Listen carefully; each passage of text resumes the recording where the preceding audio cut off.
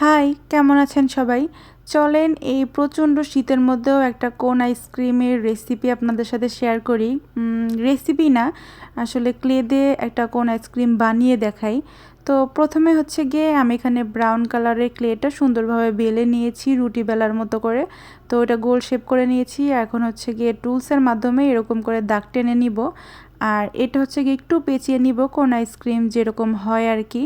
তো এরকম করার পরে হচ্ছে বাড়তি যে সাইডগুলো থাকবে উপরেরটা, সেটা আমি এখানে টুলসের মাধ্যমে হচ্ছে গিয়ে সমান করে দিব। আপনারা চাইলে হচ্ছে গিয়ে এটা কেচি দিয়ে সুন্দরভাবে কেটে দিতে দিলেও পারেন। কেচিতে কাটলে আমার মনে হয় একটু বেশি ভালো হবে।